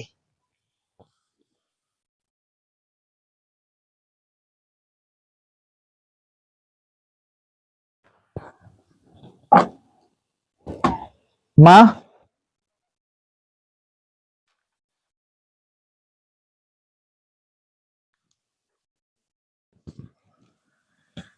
বরিশাল বোর্ডের কোশ্চেনটা সেম আসছে।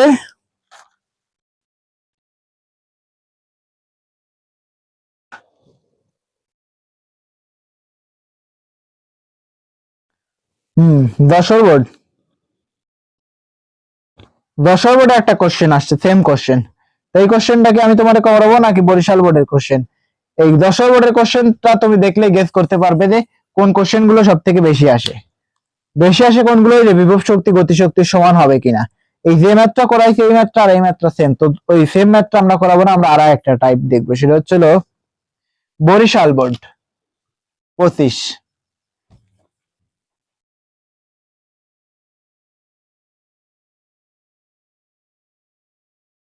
বরিশাল বোর্ড 25। বরিশাল বোর্ডের 25-এ কোশ্চেন কর্তা কি কোশ্চেন দিয়েছেন? তিনি বলছেন যে 4 কিলোওয়াটের ক্ষমতার একটি ইঞ্জিন 1000 লিটার পানি 1000 কেজি পানি 18 মিটার উচ্চতায় 1 মিনিটে উঠাইতে পারে। ওরে বাপরে, খুব বড় সড়ো স্টেটমেন্ট দিয়ে রাখছেন কোশ্চেন কর্তা। 4 কিলোওয়াট 4 কিলোওয়াট ক্ষমতার একটি ইঞ্জিন।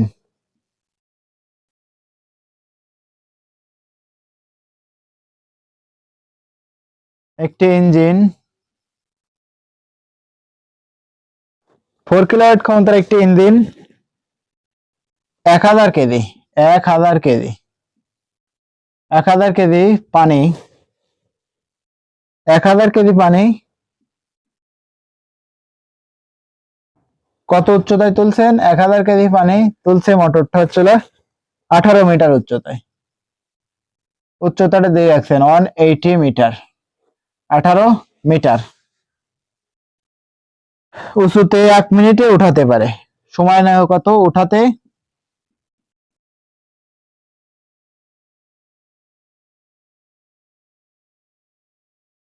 উঁচুতে উঠাতে এই জায়গায় লিখছেন হচ্ছিল কত মিটার উঁচুতে? 18 মিটার উঁচুতে।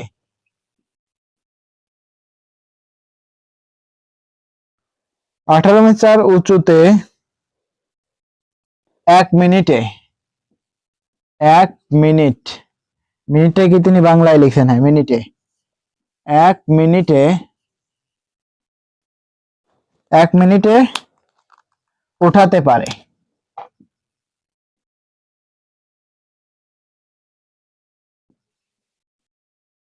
উঠাতে পারে কথা হচ্ছে যে অপর একটি ইঞ্জিন 15 মিটার উচ্চতায়। অপর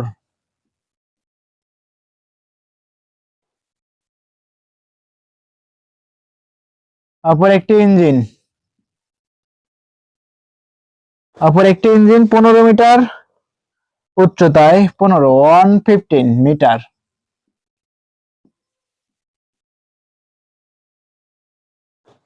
15 মিটার উচ্চতায় 1200 কেজি পানি উক্ত সময়ে তুলতে পারে। 1200 কেজি পানি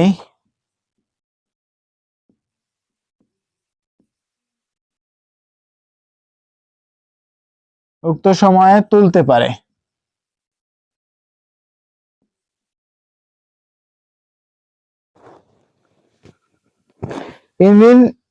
ইঞ্জিনটি প্রতি সেকেন্ডে 45 জুল কাজ করতে পারে। ইঞ্জিনটি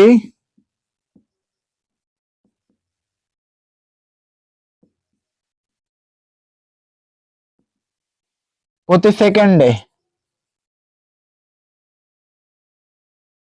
4500 জুল কাজ করতে পারে।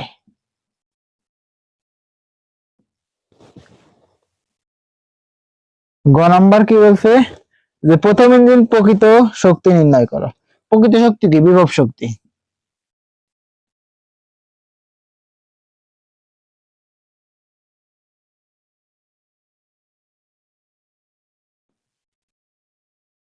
প্রকৃত শক্তি নির্ণয় করো। ঘ নাম্বার কোশ্চেন করতে আরো একটা কোশ্চেন দিচ্ছেন। তিনি বলছেন যে ব্যবহারের দিক থেকে কোন ইঞ্জিন বেশি সুবিধাজনক?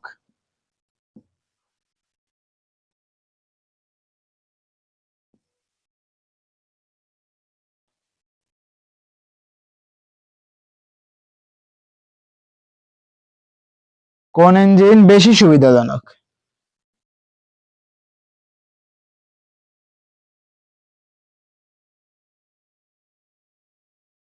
ব্যবহারের দিক থেকে কোন ইঞ্জিন বেশি সুবিধাজনক? সোফার বুঝতে পারছি যে ব্যবহারের দিক থেকে কোন ইঞ্জিন বেশি সুবিধাজনক। প্রথম ইঞ্জিনের প্রকৃত শক্তি নির্ণয় করো। ব্যবহারের দিক থেকে কোন ইঞ্জিন বেশি সুবিধাজনক? এই জিনিসপত্র কিন্তু সোফার আমরা সবাই পারি। যে প্রথম ইঞ্জিনের প্রকৃত শক্তি নির্ণয় করো। প্রথম ইঞ্জিনের প্রকৃত শক্তি হচ্ছিল মোট শক্তি, বিভব শক্তি। শক্তি কি? যা আসলে দুইটা বস্তুকে মিলতে দেয় না। এইটা একটা বস্তু, যদি এই বস্তুটা গ্রাউন্ড ফ্রেমে পড়তে চায়, মাদার আর্থ গ্রাউন্ড ফ্রেমে পড়তে চায় এই বস্তুটা, তো শক্তি এদেরকে একটা আলাদা করে রাখে। এই যে একটা বিভব শক্তি এর ভিতরে থাকে কত, এমজি এইচ। এই বস্তুটা যতটা উচ্চতায় আছে, এইচ উচ্চতায়, তো দুইটা বস্তু চাই মিলিত হতে, এই বিভব, এই বিভবটাকে একে মিলতে দেয় না, ইপি। পাশাপাশি যদি একটা ব্যাটারি বা সেল হইতো, এই যে পজিটিভ প্রান্ত পাশাপাশি নেগেটিভ প্রান্ত, পজিটিভ নেগেটিভ, এই নেগেটিভ চাই পজিটিভের সাথে মিলতে, বাট মিলতে দেয় না, কারণ এর ভিতরে একটা বিভব আছে কত, বি, আর ভিতরে আছে কত, পি, ইপি। এই বিভবটা দেখে মিলতে দিচ্ছে না, তার মানে এই জায়গায় মোট শক্তি কত, বিভব শক্তি। আর এই বিভব শক্তি বের করা কোয়াইট সিম্পল, আমরা সবাই জানি বিভব শক্তি এপি ইকুয়াল টু কত, এম জি এইচ, তাই না? এম কত, বস্তুর ভর। এই যে প্রথম ইঞ্জিন 1000 কেজি, উরে বাপরে বহুত পানি। 1000 ইন্টু 9.8 ইন্টু জি কত, 18 মিটার। তো তুমি এই জায়গায় লিখবে যে দেয়া আছে, দেয়া আছে, আর এই কেসে লিখবে হচ্ছিল আমরা জানি দেয়া আছে। আমি তোমাকে বোর্ড স্ট্যান্ডার্ড ম্যাথটা করে দেখাই। দেয়া আছে, কি কি দেয়া আছে, যে ভর এম ইকুয়াল টু কত, 1000 কেজি, 1000 কেজি, 1000 কেজি। আর কি উচ্চতা, এইচ ইকুয়াল টু কত, এই 18 meter, H, H equal to কত, 18 মিটার। আর কি লাগবে? আর কিছুই জানতে লাগবে না। এই জায়গায় থেকে তুমি লিখবে চলো আমরা জানি, আমরা জানি, এই জায়গায় আমরা লিখবো চলো আমরা জানি। এরপরে আমরা লিখবো চলো এপি ইকুয়াল টু কত হয়, এম জি এইচ। এম এর মান কত দেখো তো, এম হচ্ছিল 1000, জি কত 9.8, আর এইচ কত, কত উচ্চতায় থেকে পড়তেছে, নিয়ে গেছে 18 মিটার, তার মানে 18,000। এইটাকে থেকে একটা শূন্য বাদ দিলে কত আসতো, 9600 ইন্টু কত, 18। ক্যালকুলেশনটা করেই ফেলি আমরা, ক্যালকুলেটর ছাড়াই আমি এতদূর পর্যন্ত ক্যালকুলেশন করে ফেলছি অলরেডি। তুমি ওই দুইটাকে গুণ করাইলে সেম জিনিসটাই আসবে। কত আসবে দেখো তো, 100 1000 ইন্টু কত, 9.8 ইন্টু 18। ওরে বাপ রে, বহুত বড় সড়ো একটা আনসার আসছে। কত, 176400, 176400 না, 176400। এই শক্তির একক কি, জুল। ওরে বাপ রে, ইহা অনেক বড় সড়ো একটা ভ্যালু দিছে আমাদেরকে। একক, দশক, শতক, হাজার, অযুত, লক্ষ, ইরে বাপরে, 1,76,400 জুল কাজ করছে এই ইঞ্জিনটা। অনেক বড় সড়ো একটা ইঞ্জিন। কথা হচ্ছে ব্যবহারের দিক থেকে কোন ইঞ্জিনটার বেশি সুবিধাজনক। এই মাত্রা কিন্তু যথেষ্ট সুন্দর, খুবই হার্ড এবং খুবই ভয়ঙ্কর। ব্যবহারের দিক থেকে কোন ইঞ্জিনটা সব থেকে বেশি সুবিধাজনক, এইবার তোমাকে বের করতে হবে হচ্ছিল এফিসিয়েন্সি বা কর্মদক্ষতা। কার কর্মদক্ষতা বেশি? তো যদি আমরা এই জিনিসটা বের করতে চাইতাম, তো চলো তো দেখি কর্মদক্ষতা কিভাবে বের করব আমরা। তো প্রথম ইঞ্জিনের কর্মদক্ষতা আমরা একবার বের করব, তারপরে দ্বিতীয় ইঞ্জিনের কর্মদক্ষতা। এই জিনিসটা কিন্তু আমরা জানি, এটাকে আর বেশি সময় নষ্ট করার মতো সময় আমাদের হাতে নাই। তো ঘ নাম্বার ম্যাথটা কিন্তু আমরা সলভ করাবো এইবার। তো প্রথমবার তোমাকে ব্যবহার করতে হবে যে প্রথম ইঞ্জিনের কর্মদক্ষতা ইটা 1 বের করব আমরা। এরপরে আমরা বের করব ছিল ইটা 2, বাট ইটা 2 বের করার জন্য কিন্তু পর্যাপ্ত ডাটা এই জায়গায় দেয়া নাই। এইটাই কিন্তু প্রথমটা বের করা তো কোয়াইট সিম্পল। আমরা জানি কি এফিসিয়েন্সি, এফিসিয়েন্সি তোমার দেয়া দাদা আছে, এই জিনিসপত্র তোমাকে লিখতে হবে যে দেয়া আছে।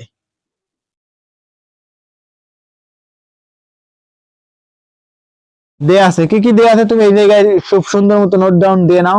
দেখো তো ক্ষমতা দেওয়া আছে, কি ক্ষমতার এক মানে কি, পি, পাওয়ার, ইনপুটের পাওয়ার দেওয়া আছে প্রথম ক্ষেত্রে অন ধরে নাও, পি ওয়ান ইকুয়াল টু কত, অথবা পি ইকুয়াল টু, দ্বিতীয়টাকে আমরা প্রাইম ধরে নেব, এটাকে ধরছে কত, 4 কিলোওয়াট। 4 কিলোওয়াট মানে কত, 4000 ওয়াট, 4000 ওয়াট কিলোওয়াটকে যদি তুমি ওয়াটে নিতে চাও তার মানে 1000 দ্বারা গুণ করাইতে হবে। এই যে কিলোওয়াট, কিলোওয়াট 1 কিলোওয়াট সমান সমান কত 1000, 1000 ওয়াট, তার মানে 4 কিলোওয়াট সমান সমান কত 4000 ওয়াট। পাশাপাশি দিয়ে রাখছেন প্রথম ইঞ্জিন কত কেজি পানি তুলছেন, ভর ইকুয়াল টু কত তুলছেন 1000 কেজি। পাশাপাশি আর কি কত উচ্চতায় তুলছেন, এইচ ইকুয়াল টু দিয়ে রাখছে 18 মিটার, 18 মিটার। সময় কতটা নিছে 1 মিনিট, এই যে 1 মিনিট সময় নিছে, এটা কিন্তু গিভেন। তার মানে টি ইকুয়াল টু কত 1 মিনিট, আর মিনিটকে আমরা যদি সেকেন্ডে নেই তাহলে কত হবে 60 সেকেন্ড। সবগুলো এসআই এককে নিতে হবে। এই যে মানগুলো ইউনিট কনভার্সেশন আমরা করছি ওটাকে বসাইছে হচ্ছিল এসআই এককে, এই কেজি এসআই একক, মিটার এসআই একক, এসএসআই একক, ওয়াট এসআই একক। তোমাদের যদি কিলোওয়াট দেওয়া থাকে অথবা হর্স পাওয়ার দেওয়া থাকে এগুলো কিন্তু এসআই একক না, তোমাকে সবগুলো নিয়ে যেতে হবে চলো এসআই এককে। এই গেল এসআই এককের কনভার্সেশন। এবার আমরা প্রথম যে মোটরটা আছে ওর কর্মদক্ষতা এটা 1 ইকুয়াল টু হচ্ছিল power output divided by power input.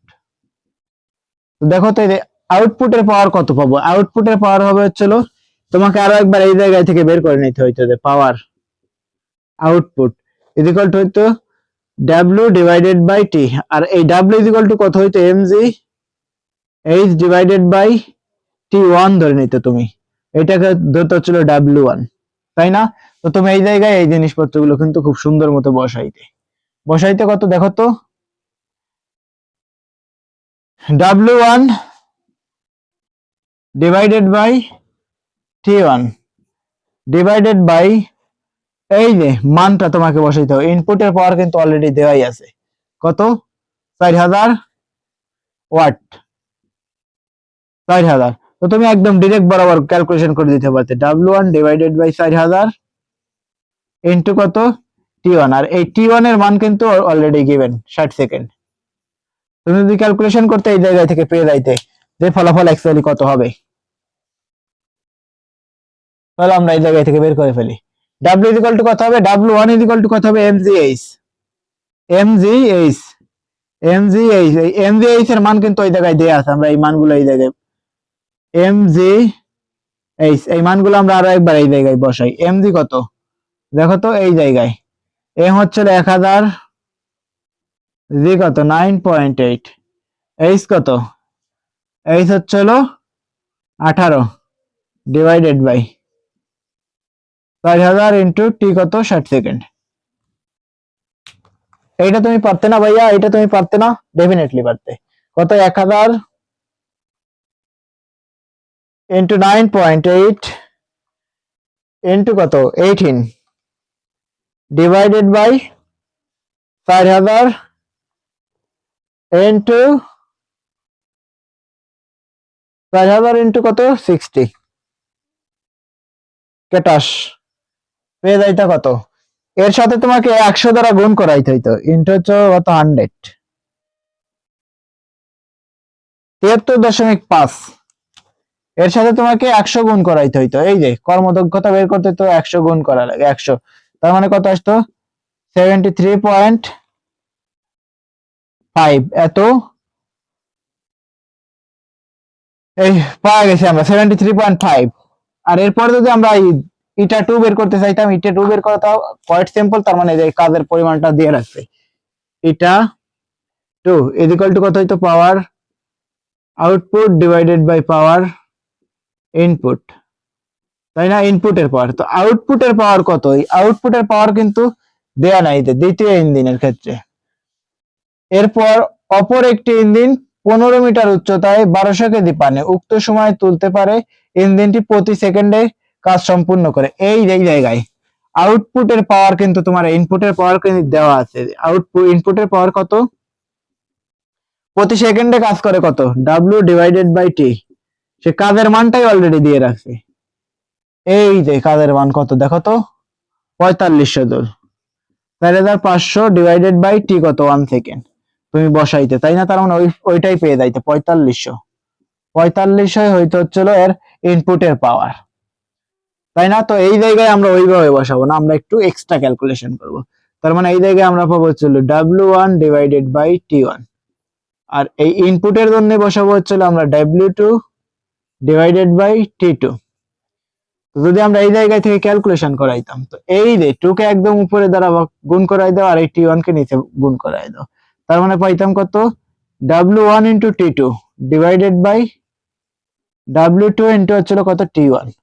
এইবার তুমি মান বসাও, W1 ইকুয়াল টু কত হইতো, M G H ইন্টু কত T1 সরি T2, আর নিচে বসতো কত W2 এর মান কিন্তু অলরেডি গিভেন, তো তুমি W2 ই বসাইতে ইন্টু কত T1। এইবার মানগুলো বসাও, M কত, এই যে 1200 কেজি, 1200 1200 ইন্টু জি কত 9.8 ইন্টু কত এইচ বসাইতে কত কত উচ্চতায় তুলছে 15 1.5, আর এই T2 কত 1 সেকেন্ড 1 সেকেন্ড, এই যে 1 মিনিট, এই যে প্রতি সেকেন্ড মানে কত, প্রতি মানে কত 1 সেকেন্ডে, ডিভাইডেড বাই কত হয় W2 এর মান কিন্তু অলরেডি গিভেন 4500 ইন্টু কত T1 কত হইতো, এই যে T1 60 মিনিট, ও 1 মিনিট মানে কত 60 সেকেন্ড, উক্ত সময় মানে কি, এই যে পূর্বের সময় 1 মিনিট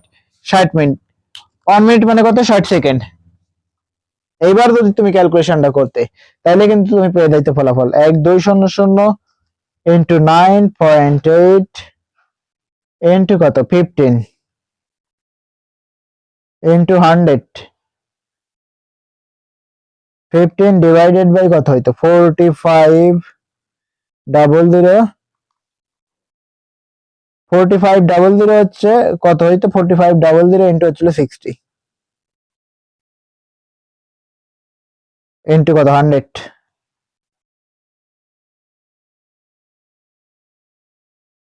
63.65.33, 100 দ্বারা তুমি গুণ করাই দাও, তার মানে কত পাইতো 63.33। তো দেখো তো এই দুইটা কি সমান আসছে, সমান আসে নাই, যার কর্মদক্ষতা বেশি এইটা কত, এইটা 2 আর এইটা কত, এইটা 1, কত হয়েছে এই জায়গায়, এটা 1 এটা 1 গ্রেটার দেন কত হইতো, এটা 2, তার মানে কি হইতো, প্রথম মোটরের দ্বারা কাজ করা বেশি সুবিধাজনক, যার কর্মদক্ষতা বেশি সেই মোটর দ্বারা কাজ করা বেশি সুবিধাজনক হইতো। কর্মদক্ষতা কার বেশি হয়েছিল, এই মোটরের, এই মোটর প্রথম মোটর বা প্রথম ইঞ্জিনের কর্মদক্ষতা বেশি হয়েছে কত 73.5, আর এই যে দ্বিতীয় ইঞ্জিনের আসছে কত 63.33, তার মানে কোনটা বেশি হয়েছে 73.5, তার মানে হচ্ছিল এইটা 1 হচ্ছে হলো বড়। এই সোফার গেল হচ্ছিল বরিশাল বোর্ড, বুঝতে পারছি সোফার। তো এরকম ভাবে প্রত্যেকটা ক্লাস দুর্দান্ত ভাবে পেতে হলে তোমাকে ভর্তি হবে আমাদের কোর্সে, আর সবগুলো কোর্সের লিংক তোমার ডেসক্রিপশনে দেওয়া আছে, আর প্রাইস গুলো থাকবে একদম সর্বনিম্ন প্রাইস, আর এই প্রাইসে আমরা তোমাকে দিয়ে দিচ্ছি আমাদের এই সুন্দর কোর্স গুলো। তো আমি তোমারে বলেই রাখছি এই ক্লাসগুলো বাংলাদেশের ভিতরে সেরা ক্লাস। তো আজকের ক্লাস এই পর্যন্ত সীমাবদ্ধ, tata bye bye, see you, take care. তো আগত ক্লাসে থাকবে হচ্ছিল পর্যায় বৃত্তগতি, সরি এটা তো এইচএসসি ক্লাস, পর্যায় সারণী, কেমিস্ট্রি নিয়ে দেখা হচ্ছে আগত ক্লাসে পর্যায় সারণী। তার আগ পর্যন্ত সবাই ভালো থাকবে, সুস্থ থাকবে, কোনোভাবে টেস্ট করা যাবে না, ফ্যামিলির সবাইকে নিয়ে সুন্দর মতো থাকবে। তো আজকের ক্লাস এই পর্যন্তই, tata bye bye, see you, take care, love you all of you guys, দেখা হচ্ছে নেক্সট ক্লাস।